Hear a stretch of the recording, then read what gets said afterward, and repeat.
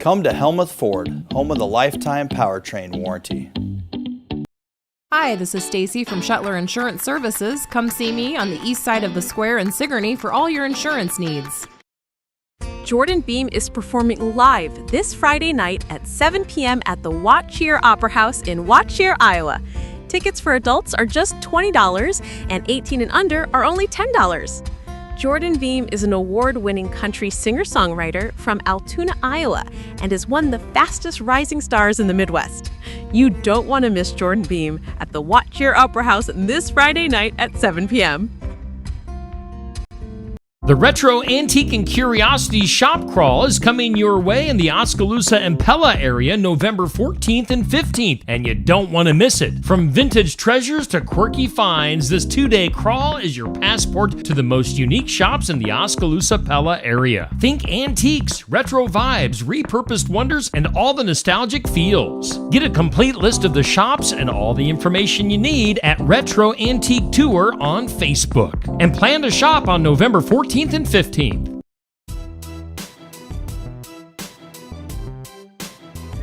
This is the Death Dealer, and you're watching Shotgun Wrestling Radio. This is Trent Hammer, and you are watching Shotgun Wrestling Radio. Wrestling fans, if you want the best wrestling news, you want to watch Shotgun Wrestling Radio. This is James Jeffries, and tell them that I sent you there. Yeah! Hey everybody, this is Brock Anderson, and you are watching Shotgun Wrestling Radio. What's up, baby? It's Ricky Bronson, your favorite baller and beer drinker, baby, and you're watching Shotgun Wrestling Radio. Hey, this is Mason Grayskull, and you're watching Shotgun Wrestling Radio. Hey, this is Jared Thumb, and you are watching Shotgun Wrestling Radio. This is Augustus Draven, and you're watching Shotgun Wrestling Radio.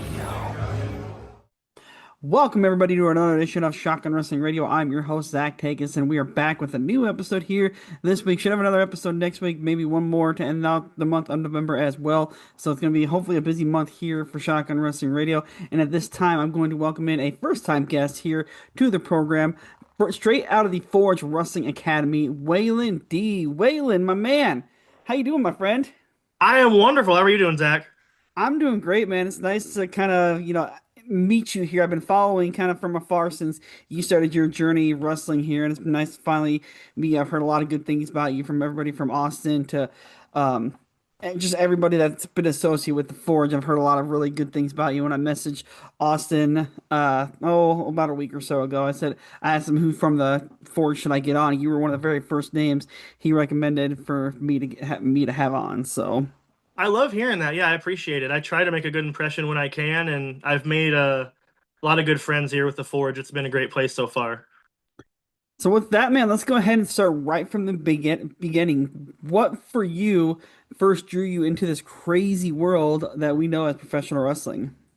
Man, that's a heck of a story. I'm kind of an older cat to get started in wrestling. I'm 33 now. I got started when I was 32. And I was a big, Monday Night Wars blew up, and I was a huge fan. I was a big WCW kid. Loved, Goldberg. Even when I was young, I loved, Dean Malenko and the Cruiserweights, appreciated that kind of wrestling. And then I became one of those lapsed fans after WCW died and picked it back up, 2010s or something a little bit. And, always kind of wanted to try it, but I always was kind of a bigger guy, not in the best shape. Athletically not super gifted for a long time, and just didn't think it was something that was realistic. Then the Forge opened, and I kind of flirted with it for a year or two. I would reach out and be like, hey, how much are classes? What are payment plans like? Is there a athletic testing requirement? Kind of things like that. Just, and it was something that I always was like, oh, I'm going to do it the next training class, the next class for sure. And I just kept pushing it off. And, Austin was really great to work with, to talk about it, and eventually it just came to a point where I was like, okay, there's a class starting in April, and this was March. And I was like, well, that's too soon. I'm not ready for that. But August, I'll be ready for that. And then I was to my brother, well, why not just start now? There's no shape like ring shape. I've always been told, just get started. So I reached out, was like, hey, is there still a spot available? Yep. And so I got started in April instead of August, and the rest is history, as I say. What was the most for you the most surprising thing about, the first day of training? You walk in there, it's it's Hmm. the Forge for those who haven't been there. It's really kind of a neat little place. It's kind of it definitely has an independent wrestling feel and vibe to it. Just a nice little Hmm. building in the middle, literally in the middle of nowhere. Yeah. And so you walk in, and what were your first impressions from that very first day, especially when you see a guy like, Jay Fowler there getting ready to work you guys to death? That first day of training was crazy intimidating. Uh, like I said, I had lost a pretty decent amount of weight before training started, but I still wasn't anywhere near ring shape. And I wanted to quit during the warm-ups. Like we were doing our warm-up drills, and I was really upset that they called them warm-up because I was dying. And it's like we're doing squats and push-ups and burpees, and I'm like, oh, I'm done. I could be home eating pizza right now. Why am I doing this? You know? And I think that for me was the biggest thing is like, oh man, really finding out where I measured up. I'm so glad I didn't quit that first day because obviously wrestling's been amazing since then. But yeah, that first day I was just like dying during warm-ups. And then once we got to actually like work on some drills and some skills and bumping and locking up, then it was like, oh, okay, I love this. Was there anything that surprised you when you guys started taking those first bumps? Because everybody that you talk to who's watched pro wrestling in the past, they kind of look at the ring and think of it as a big trampoline, which I get because Mm. you watch it, it does have some No. bounce. But then again, then it's for me being the same era wrestling fan that you are. I watched some of those early '90s matches, and you can just see how stiff those early '90s rings were on those dudes. And so, for you, what was most surprising when you see guys finally started taking the bumps? For me, I think the biggest surprise, I did train for a day before I actually started training. Yep. So a lot of the bumping and some of that stuff wasn't like completely new to me. I think maybe how loud it was kind of weird. I think when you're in the ring, especially training, like talking on the outside is about impossible. It's a loud deal. I don't know. It's definitely not a trampoline, but I kind of was expecting. My brother wrestled for years down south, so he gave me a lot of like the Iggy on. It's not a trampoline when I was young. It's not like you're bouncing around in there. It's a stiff surface and. So I wasn't too surprised by that, but the sound was something I wasn't ready for, I think, was just how loud, even when you're circling, that's one of the things they train you is to step quietly. But when you're greener, you're stepping loud, you're stomping. So yeah, I think the sound, yeah. Were there any, crazy like training stories from when you were training? Did you see anybody legit like just puke out and then be like, "Yeah, I'm out" type of I deal? was Or I was the closest one to throwing up, I feel like, that first day, and I didn't, thankfully. We had a fellow who showed up in jeans to train for the first oh, day, and I was like, well, to set up the ring, maybe in jeans, but then he didn't change. I was like, dude, what are you doing? You're in jeans the whole time, and this is like, it's spring, so it's not chilly, but it's not terrible, but it's warm, and we're working up a sweat, and he never changed, and he didn't make it past the first day.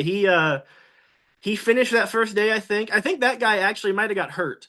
He might have took a bad bump and hit his noggin. But that was one of the things in training where he walked in. I was like, man, I cannot believe you're in a pair of jeans right now. It just blew my mind. I say it every time I'm at the gym and I see somebody in a pair of jeans, even if you're like just if all you're doing is lifting weights, even I'm like Yeah. that can't be comfortable. Like I'm sorry, that is not comfortable. Sitting there even on a bench just doing nope, No, it could not have been comfortable to do the warm-ups, to do the running the ropes, the bump, to any of it. No, there's no way.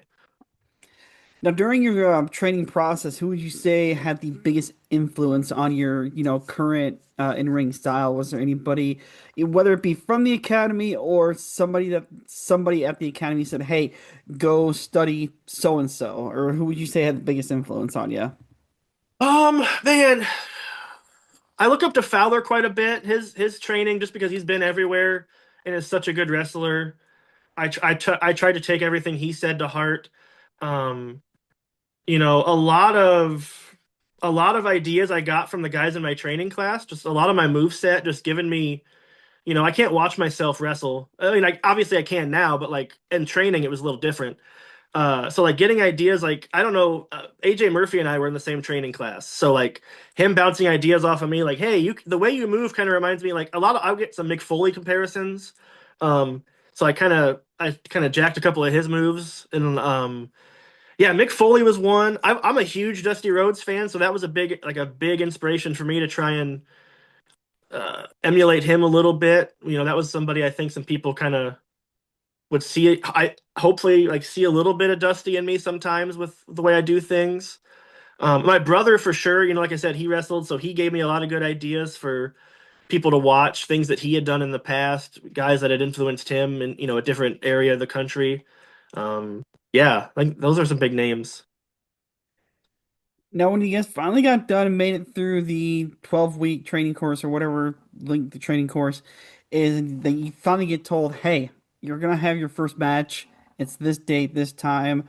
What were some of your thoughts leading up to the first match? How were you feeling, waiting back there in the curtain before that first moment, and then you finally get in the ring in front of a real crowd and not just your training, people? I was a nervous wreck.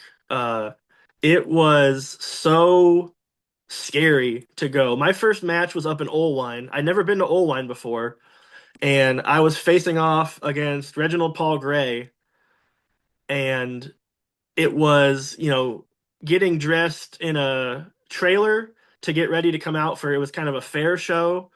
A little curtain to keep the fans away a little bit. It was nerve-wracking. And the feeling though, when like you go through that curtain and you hear the fans, and I was so lucky, the fans took to me pretty quick. I came out doing my thing and my whole get up and dancing and whatever, and Olwine, I couldn't be more thankful for how receptive they were to me. I didn't know what I was doing. I was just feeling it out, and it went pretty well. But the nerves before, and then like the adrenaline of being out there was amazing. The feeling when you go back through the curtain after a match is just like there's nothing else. It is addictive to be out there in front of a crowd and then come back through the curtain and just feel like, whoa, that was crazy. Now, when again that's all happening, have you ever done like before that? Have you ever done any like live performances, whether that be in plays or stand-up comedy type of things before? Like, have you ever done any of that type of stuff before doing professional wrestling? To kind of, so I guess you weren't as nervous, or was that just kind of your first shot at it? That was really my first shot at it. I have honestly, before wrestling, I had like crazy stage fright about like everything. I was in a play once when I was a kid. I had like two lines, like in some church play when I was like a 8-year-old or something. Other than that, like I've always been a ham and like a class clown kind of guy, joking around and being funny. But in terms of like being on a stage and having the attention of a whole crowd on me, nothing like that before.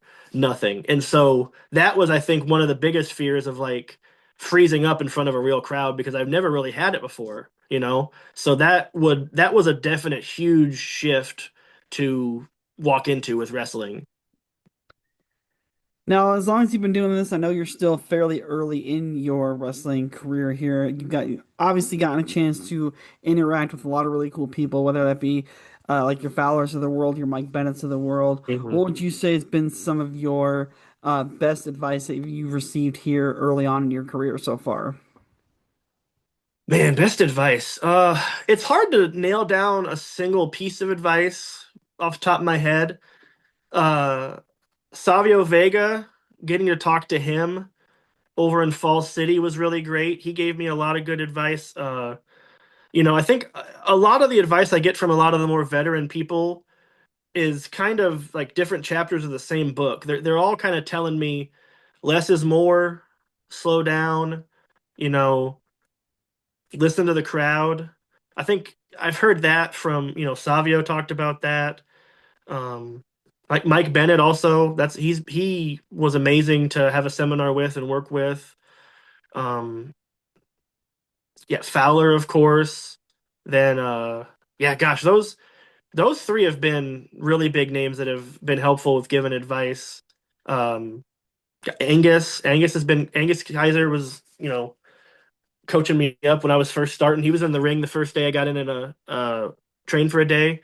Yeah, those have been some great names that have helped me out and given me some advice.